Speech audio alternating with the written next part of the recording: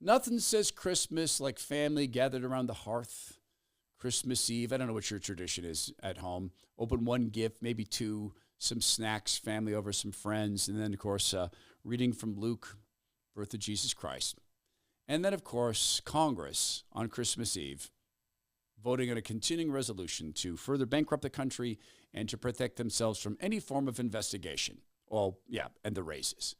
The raises.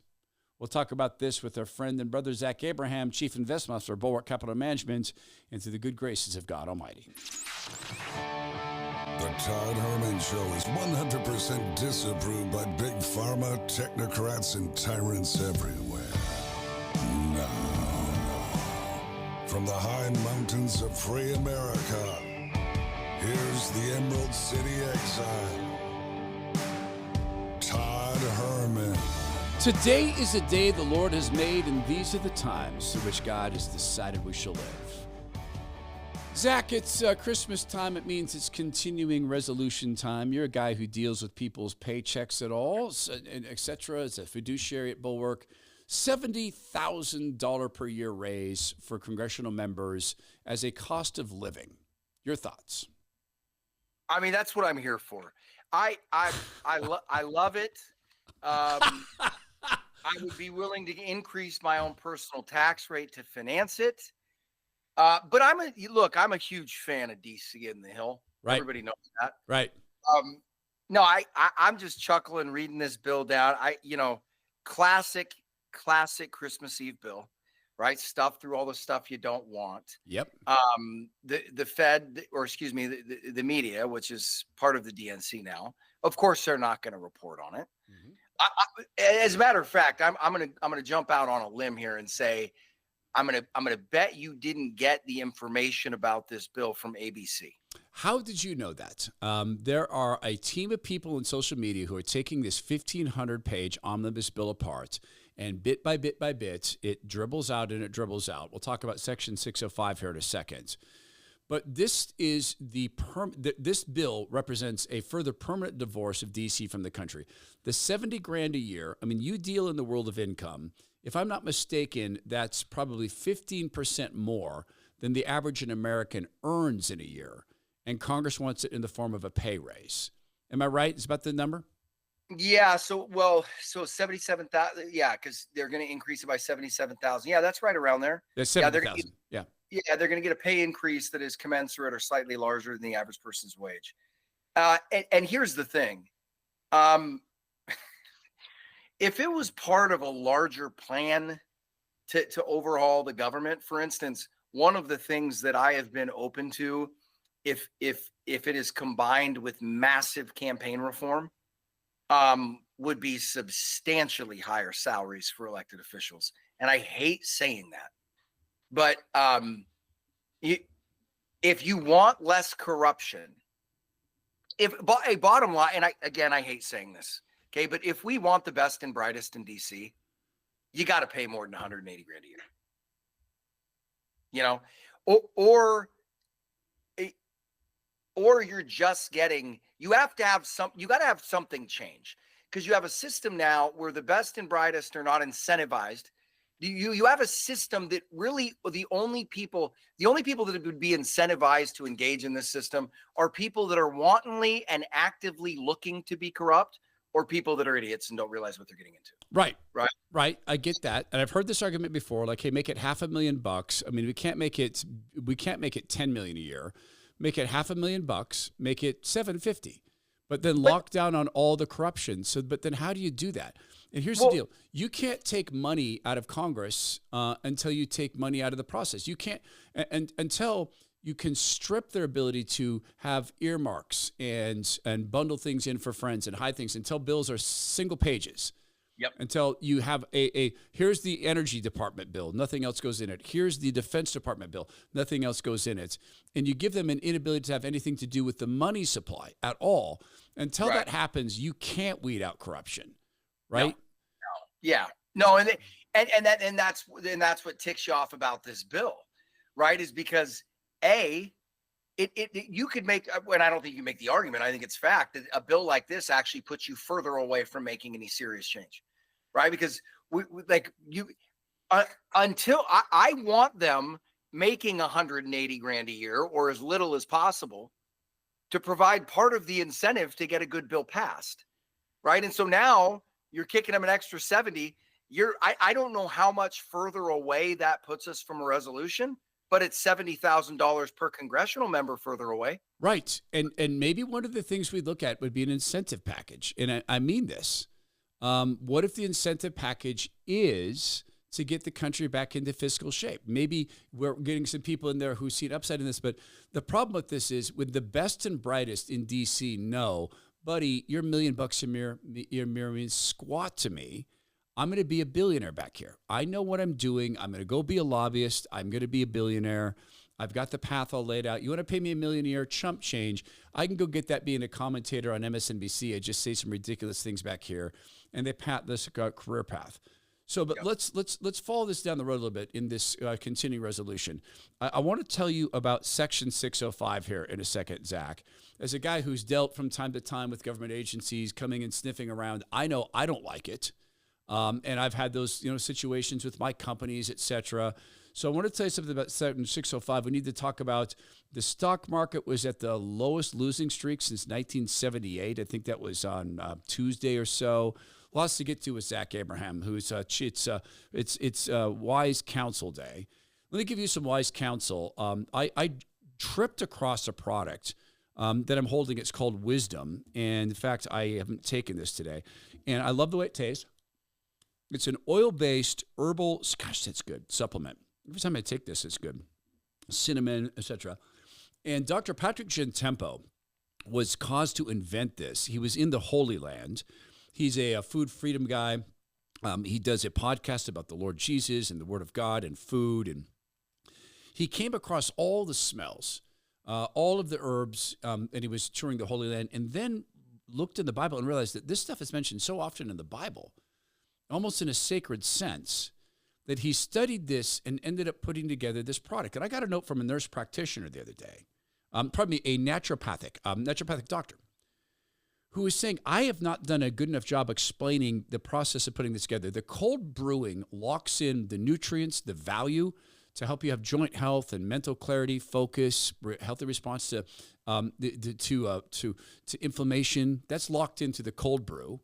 The light infusion and the sound infusion makes the properties more stable. And he does this all in small batches, so quality control. I take this a couple times a day. My daughter adds it to her coffee so she gets the taste, which she loves, gets the lift of the coffee, but not the jagged edge. So try Wisdom. Go to trywisdomnow.com/Todd. You are going to get 33% off. You're going to get free shipping at trywisdomnow.com, and you get a 180-day money-back guarantee. That's trywisdomnow.com/Todd. Zach Abraham's with us. So, Zach, Section 605, hidden away, found by activists on Substack and Twitter, does three things. It makes Congress permanent owners over congressional data. So anything that touches a congressional staffer, a congressional device, belongs to them. And they go to the judicial branch and say, you will quash or modify any subpoena for any congressional data. And it's retroactive. So any ongoing investigation, warrants, subpoenas are quashed. What this means is Congress and congressional members and staff could not be investigated by the DOJ, the SEC, the IRS. No go. It's lawfare insurance, man. That's the perfect way to put it. Yeah, well, I mean, it's. I was trying to explain this to my personal trainer this morning. I said, look, I go, have you ever heard the analogy? If you want to, if you're walking down the block, right, and somebody told you, look, there's a criminal that lives in our neighborhood. Yep. We just don't know who it is, right? So how do we find him? Look for the guy with the greatest security system. Okay. Right? Hey, why? Well, because of course he thinks people are going to break into his house because that's what he does for a living, right? So the people that are trying to preemptively exonerate themselves from prosecution, shocker, they're the same people that illegally and in a defamatory way went after President Trump. Like it's like every time I hear these people in this stuff, I'm reminded of the Shakespeare line, "The lady doth protest too much, methinks," right? Yep. Because you're like, you, you've said you're not guilty too many times, man, right? Nobody that's saying that as much as you are is, right? And Yep. so it's kind of like a confession. Did you Yep. guys go after Trump unfairly? Well, we know they did, but I look at this bill, it's a confession. Well, it's a confession of guilt in that, but it's also, there's so much in this. So here's some things that we're finding out. We found out this week that bureaucratic agencies using our taxpayers' money were paid Reuters. They paid them, what was it? $300 million. Biden administration paid Reuters $300 million. 11 different government agencies targeted Elon Musk's business, and all 11 agencies paid millions to Reuters. Reuters then won the Pulitzer Prize for their work on Elon Musk and misconduct at his business. So you're talking about transportation, justice, labor, interior, National Labor Relations Board, Equal Employment Opportunity, EPA, Securities and Exchange, Federal Communications, Federal Trade Commission, all gave money to Reuters that amounted to $300 million. And interestingly, they turn around and they write this piece about Elon Musk, the great enemy of the people. So that right there is government agencies paying a media company to attack a single American individual. To me, that almost rises above the censorship. That could not be investigated. We couldn't go find more information on if there's an investigation ongoing. Remember when Lizzie Warren was talking about the guy who shot the United Healthcare CEO? She said something. She said, you can only push people so far. Right. Does she hear herself? I'm like J.D. Vance going to Martha Raddatz. Do you hear yourself? Do you know that we know that we know that you know that you're making yourself immune from this stuff? I mean, you yourself have said in many, many sectors of this economy, I think I saw you on Twitter talking about health insurance, that one of the things you could do to lower health insurance is get away from the web of state after state. Each state has different rules on what is health insurance, what isn't. Right. Yeah. So that's one aspect of this. But tell me state governments don't follow suit if they see Congress get this passed. Oh, of course. Well, of course. And I think that this is just another version of, I mean, I think it's insane. Now, before I say this, I should probably go back and look at the history of salaries for congressional members and how much they've been raised over time and what that process looks like.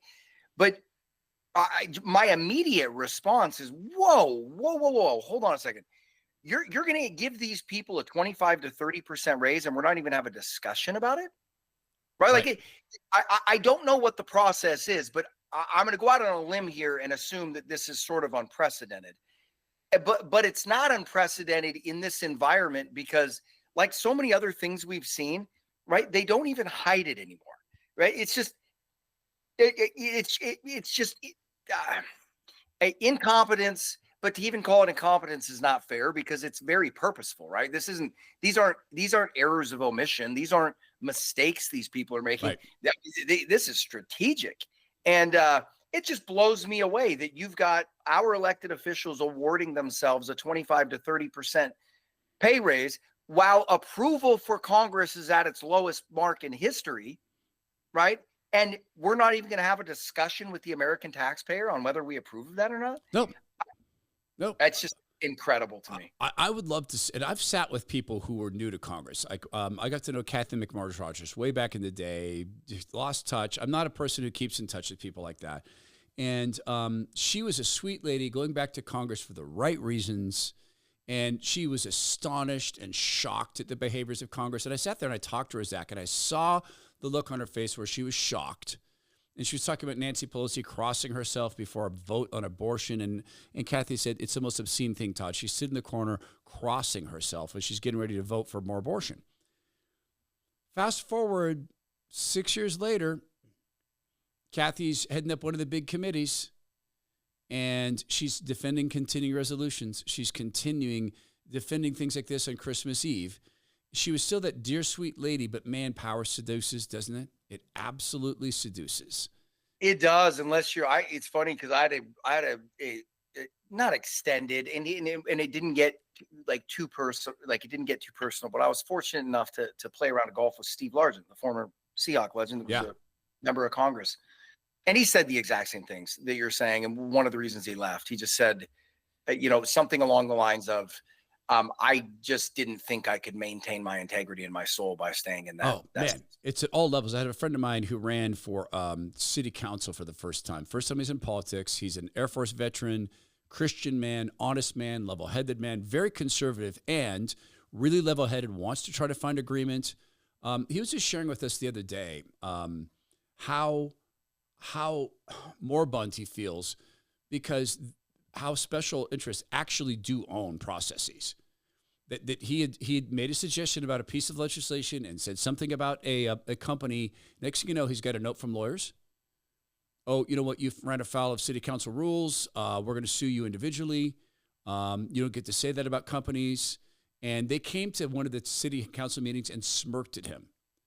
3 lawyers from one of the most powerful firms in his area, sitting there in the front row smirking at him like, gonna come at us? We own you. That's like the old mob trick, right? You come home and there's a bullet sitting on your countertop. Right. That's what that is. Yeah, we swung by to say hi. So there's a couple of the things I want to talk to you about. Then I want to get to your Twitter chain because, man, this Bitcoin thing, this guy, Michael Saylor, continues to go out and somehow get away with what to me seems to be the biggest scam in the world. We need to talk about open AI, et cetera. That one more thing from the Biden-Harris people. We'll talk economics with Zach Abraham. Hey, I got to tell you this, brother. I have 3 friends our age, Christian men, and we're cooking up a trip to Puerto Vallarta to go down and get the stem cells. When are you doing that? See, that's what I wanted to talk to you about. We're thinking around March. For me, it's my lower back. I'm getting like numbing and numbness in my fingers. And I know what happened is I wrestled my friend who's far bigger, stronger, more athletic, smarter, better looking, all those things. I took the first 3 takedowns. He took the 4th and he wrecked me. And since then I got this like numbness. So that's me. It's lower back, I think. And my friends it's their knees. One knee is a cartilage tear. The other is jumper's knee that's now constant. And I was thinking for you, I know it's really the aesthetics that you wanted to go down and they can, instead of I don't want to get into your medical secrets, but I can't even believe we're at an age where we're talking about doing a wellcation as dudes to go down to get these stem cells. Because, man, I've had it done twice. I can't wait to get it done with my lower back. The stem cells come from umbilical cords, placentas, only, never a thing to do with abortion. They are so remarkable. If you're of our age and you have any of this pain, please don't buy into pharma, and you got to get surgery. Go to renew.healthcare. It's RENUE.healthcare. Tell them you're part of the Todd Herman Show family. They'll take care of you. But what would it take to get you down there? You've said to me privately, dude, I got to get down there. Yeah, I would love to. I got to look. March is going to be tough for me because that's the 20th anniversary with the missus. Okay. March 11th. Well, but you could tell her maybe you could celebrate in April. Yeah, she'd be a fan of that one. Honey, I'm taking a wellness juice trip. Go with the fellas. Yeah, I'd like to. Well, I would like to make it 21 years, Todd. Okay. So, I'll just let me throw this out here. The managing partner lives on a world-class golf course. He lives on the eighth hole. She'd be good with April. We can make it work. Yeah. Think of it. Yeah. I mean, it's like almost doing it early. Well, we'll work that out. But I can't even believe I'm at this age where this actually appeals to me. And it's far more about how I feel when I get back. All right. So one of the things. How many days would you be down there? Just out of curiosity. 4 or 5. You know what? I might be able to do that. Yeah, I might be able to swing it. Let's discuss it. All right. So, and we'll do that. If we can get it worked out in advance, we'll make it a wellcation, and you and I we'll even get paid for going down. So there's that. Can we talk about the stock market real quick? The Dow logged its longest losing streak since 1978. Yeah. So the Dow, different from the NASDAQ. I always hear the business reporters say, the tech-heavy NASDAQ. Right. So that's so tell us what's going on. So what's really interesting is right now we're looking at markets. The Fed announced their cut today. Markets are getting hammered. So S&P is down 1.9%. NASDAQ's down about 2.5%. The dollar is skyrocketing. You're looking at a move in the dollar that DXY is up $1.28 on the day. It's at 108.24. It broke a massive resistance level at 107. So I'm getting to the Dow. Mm-hmm. What we've been talking about and what we were actually talking about yesterday on the daily dots is we said, guys, you need to be careful here, not because we think a big crash or a sell-off is coming, but you have this market behaving in a way that is literally impossible for it to continue to do. Okay, meaning you're watching this speculative fervor stuff just going through the roof. And what you know, and it's impossible to know the timing on this kind of stuff, but what basically what we think was happening and what we've seen happening is it's sort of like 2021 on steroids again, where you see money sucking out of all sectors of the market and dumping into all of these crazy speculative frothy stocks. And people are sleeping on it. Every single metric we have, leverage, the average leverage by retail consumers, everything is far worse than it was at the peak in 2021. We are literally in rarefied air. So what we've been saying is, it's not that we think the economy is going to tip, but you're going to see noise in this stock market in the next 30 to 45 days because markets can't continue to do this. They just can't, right? You start going up too quick on this stuff, and then you're going to get it's just the way things work. And so that could be happening as we speak. The dollar is moonshotting. You're up 1.1% on the day. Put that into context. I would say that's probably about the equivalent of a 3 to 4% move in the overall market in a single day. So not unprecedented, but big, right? If I see the S&P down 3 or 4% in a day, I'm going to ask what happened, right? Yep. I'm seeing the dollar up that much in a single day. And so I get back to it. That stat right there was another one we were discussing yesterday on the daily dots. And I was saying, one of the things that concerns me is the Dow just had its 9th straight losing session, and that's the first time since 1978. Guess what has never happened in a healthy, booming stock market? That? Right. While the S&P and NASDAQ are making all-time highs and Fartcoin is making 250% returns in a week, the Dow's returning 9 days straight of losses. Something's amiss. Right. That's what I was concerned about. And to me, it goes back to the real versus the virtual. To me, it goes back because there's a bunch of virtual. It goes back to Dow has a lot more real things in it, things that we actually, need to exist. The NASDAQ has a lot more things in it that are convenience, nice to have. And oh, by the way, they spy on us. It could also be symptoms of a market that is that overcooked, meaning we've seen before where the nonsense was rallying and the rest of the market wasn't wasn't rallying. Right. But at a certain point, you run out of money, right? And so in order to put more money into certain things, you got to sell other things. Okay, well, if you're chasing these crazy tech stocks and you're sitting there looking at IBM, I don't think they're in the Dow, but you're sitting there looking at your Dow component stocks or your Dow Jones ETF. What are you going to do? Well, you're going to sell it, right? And so I think it could be a symptom of that's how out over the skis everybody is loaded up on this stuff. That the only way they can keep buying more is by selling other stuff, right? So. Okay.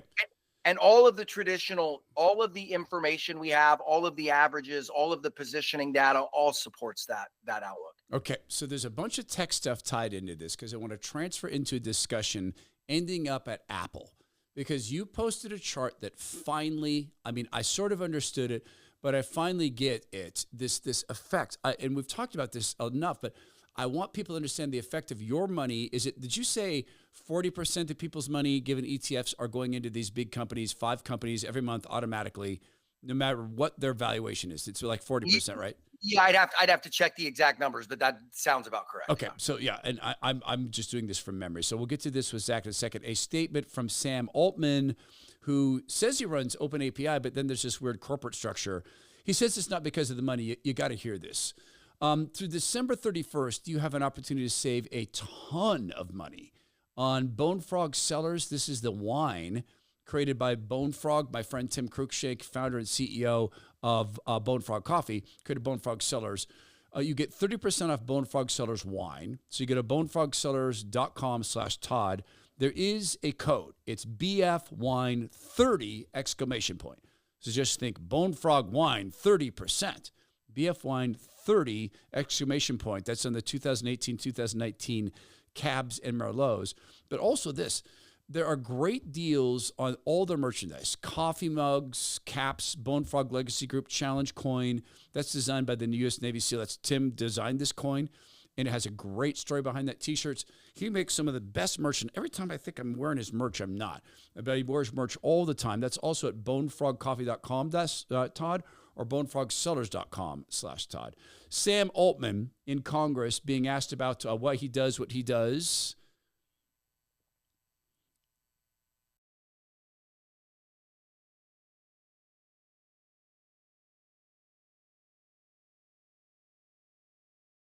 So, Zach, Sam Altman says it's not for the money, and yet, as I was doing show research, it appears that he sometime recently became worth $10.5 billion more, given Open API. So it might not be for the money, but it certainly looks like money is part of that. It says OpenAI is working to restructure for a for-profit benefit corporation. This nonprofit would retain a minority stake. CEO Sam Altman would receive equity with OpenAI API reportedly in talks to raise fresh funds at a valuation of $150 billion, making him $10.5 billion, but it's not the money. Well, I mean, if he wasn't happy before, I'm sure he is now. Yeah. Right? Like, I mean, maybe it is for the love, but it may not have always been. Like I said, I'm sure it is now. I look, I get not as bad, but I get kind of a somewhat like a bit of an SBF vibe from this guy. Sam Bankman-Fried. I do. And part of that is I thought Elon Musk has had some interesting comments about him. About Altman? Yeah, Musk knows him really well.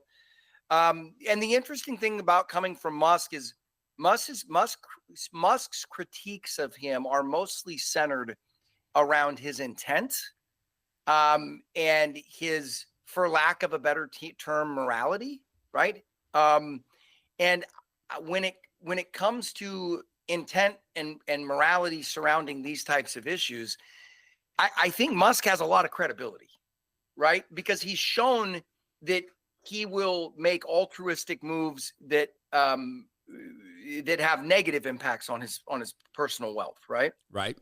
And so when he's making critiques like that of a guy that he helped start OpenAI with, I think that you should pay attention. And Musk says he doesn't trust him.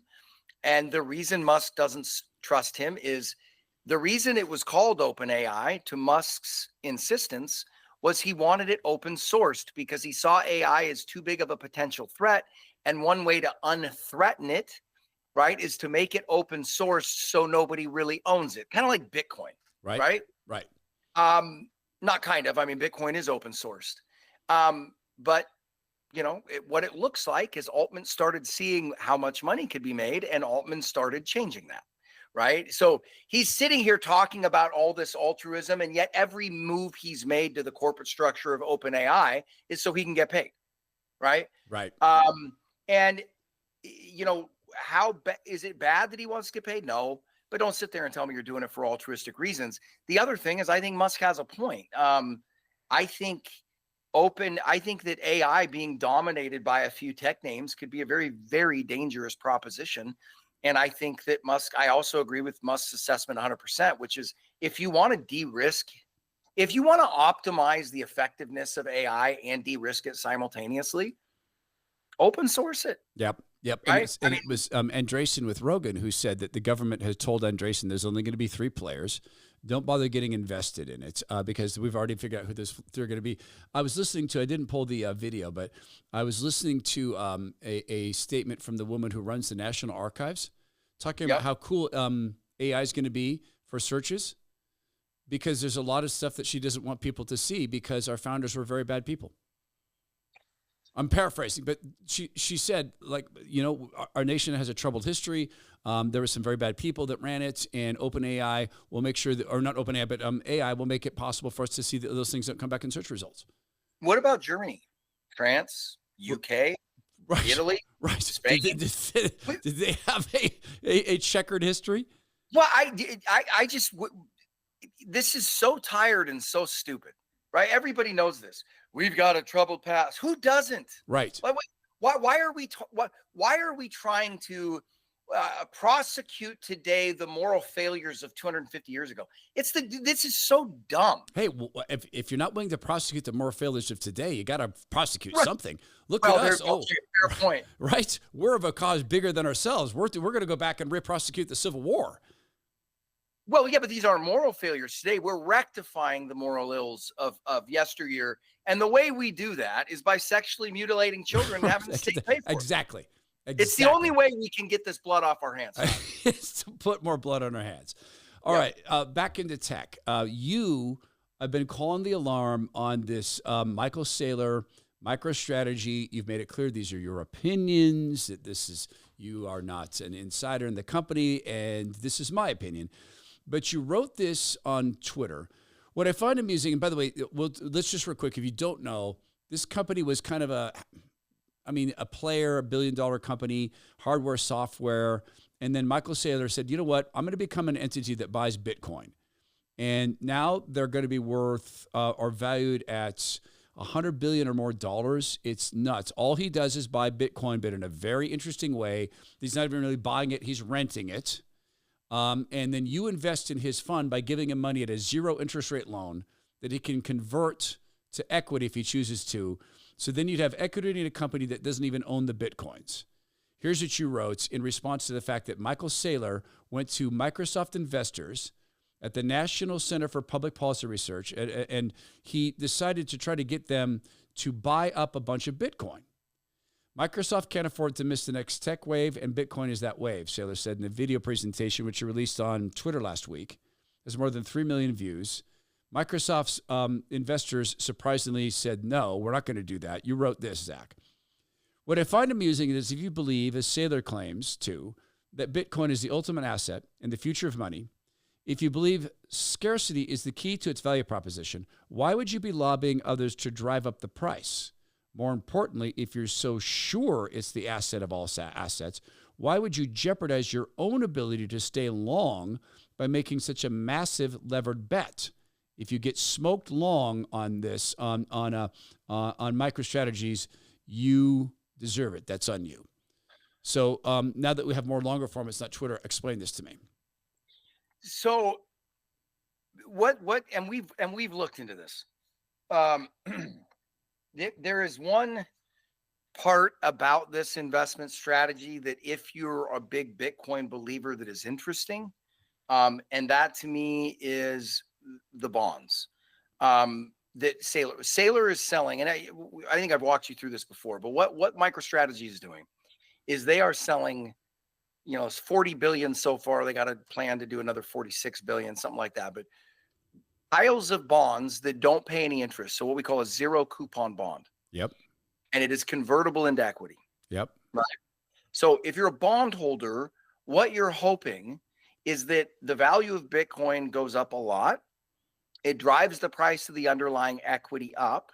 Okay. And then you would convert into the equity at that point. And meanwhile, as a bondholder, you're doing all of that backed by Bitcoin effectively, right? Because as a bondholder, if something goes wrong with the company, you've got ownership rights to that Bitcoin, shareholders don't. And the reason we said that this is such a ridiculous play, if you want to go buy the bonds, and again, I haven't done deep research on this, but just looking at it, there could be a reason to own the bonds. There could be. It could be it could be a sound investment to buy the bonds. I'm not saying that. The equity side of this makes absolutely zero sense. Because right? There's no ownership. Well, yeah, there's no ownership. And basically, if you wanted to think about how could we own Bitcoin and neutralize all of the things about Bitcoin that we like, This is how you do it.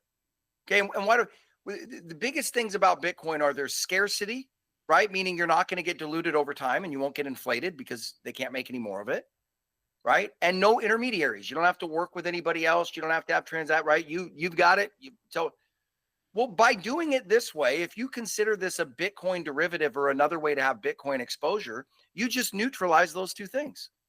And they go, what do you mean neutralize? And I go, guys, the debt has 0 coupon on it and it's convertible, which means it's going to convert into equity, which dilutes you. Okay, so you basically just fiated your Bitcoin. Right? You took the solution to the fiat currency and you fiated it. Yeah, exactly. Okay. So, and instead of inflation, you get dilution, and the net result is the exact same. And if the company goes under, you have no claim on the underlying asset. So it's literally just like a fiat currency, right? We own a US dollar. Does that mean that we have claims directly to underlying US assets? No. Right? But what do we get? Guaranteed dilution over time. So literally, it really is a clever structure. Because like, hey, how could we own Bitcoin and fiat our Bitcoin? This is how you do it. It's like lose money on every sale, but make it up in volume. Yes. And then on top of it, the underlying stock moves typically at about 3x to the movement of Bitcoin. So Bitcoin goes up 10%, this thing goes up 30. So not only is it ridiculous, but it's so you get less Bitcoin exposure, but it gives you more upside, supposedly. It's just, it's nonsense. Incredible. It's a dream machine, man. Okay, so then the dream machine of Apple we'll talk about here in a second. We have a long-time partnership with Alan Soaps, and I want to make one more plea for Christmas time. There might still be time to get this in Christmas stockings, and I haven't done a good job of this. There are people who have special needs kids, and this happens, that they have to adjust their expectation for their kids. And this is really hard for parents. Parents think, well, my kid's going to be, he's going to go to my college, and he's going to pursue my profession. And when they find out the kids are non-neurotypical, a lot of times for parents, it can be, oh my gosh. And it's a difficult thing to adjust expectations. It doesn't mean that you stop loving, you stop pushing, stop believing. If there's still time, go to alansoaps.com/Todd, and there still might be, for parents of kids who have special needs, for them to understand that Alan has it really tough. He's effectively nonverbal. He has had 18 operations. He's only 14 years old, but he works. He invents soap. He works at the company in quality control. His brother Ian is impacted by autism. He works. He contributes. Amy, who got late onset autism, she's thriving, helping with social media, etc. She was told she's unhireable. And the soap is of pristine quality. There's no way John would put his son's name on a soap that sucked. So they researched a family. They found him in the Midwest. They are 3 generations into the soap crafting world. That's all they do. They took on the fragrances that Alan thought of that came from special memories for him. They create those soaps. They're all natural. They're made in America. To give this to families with kids with special needs, particularly the younger kids, it's a sign of hope. And every time they wash their bodies, they can remember that, yep, our kids too can work. Our kids can contribute. What the word's saying is not true. So go to alansoaps.com/Todd. That's alansoaps.com/Todd. There's a chart in the show notes, and it's a pretty simple one. And it's this, that the white line is the price of price and revenues. Blue line is the EPS. Apple is now, that's the earnings price per share. Apple's now trading just shy of 10 times sales, while revenue and earning growth have stalled. The largest corporation in the history of markets or indexes is trading at 10 times sales. That's what you wrote. And the chart is pretty amazing to look at. That this is a visual picture of value of a company completely unmoored by performance. So much of this driven by ETF. What percentage, roughly speaking, and I know you have to you could go check on this and be precise, but roughly speaking, in this audience base podcast family, what percentage of people are victimized by ETF taking something like 40% of their dollars and pumping it into Apple, Facebook, Google, et cetera, with these 5 companies with no performance rating? Well, victimized, they haven't been victimized yet. Yes, you're right. Right. No, this has been served them well right now. Well, yeah, I mean, that's how you get Costco to 61 times earnings. That's how you get a company like 61 Apple. times Yeah, earnings. Costco, man. That's how you get Apple putting up its worst growth numbers in the last 25 years. And over that same period of time, when its growth has collapsed, the multiple doubled, right? So literally the growth in earnings went one direction, the price of the stock went the opposite. And that's why, right? I mean, that's why, because you've got this automated buying that happens every single, just pretty much every day.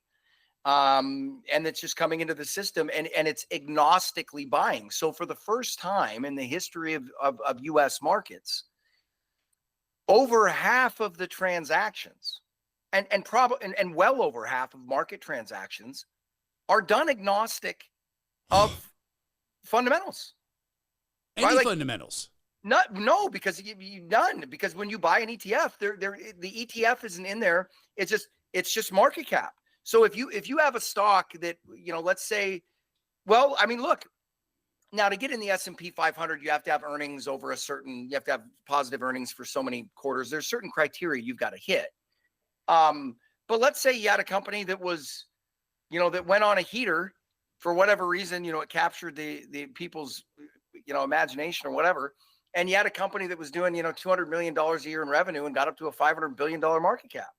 Like every time somebody bought the S&P 500, which on the face of it that's a conservative long-term investment, right? You're not speculating on individual stocks. You're just buying the market. Well, but you're not, because investors used to determine, right? Buying and selling, researching, shorting, all that kind of stuff. Investors used to determine market prices. Okay, but now the biggest force in the market are indexed ETFs. It's inertia. So, the biggest force in the market is inertia. Yeah, and what's really funny is that there are professional guys out there in this industry that will try to take the other side of this argument and try to convince you it's not impacting price. And you're looking at them going, how could it not? Right. Like, why don't you explain to me how it couldn't? And it's really simple. You look at the flows going in and out of triple Q in the S&P 500 ETF.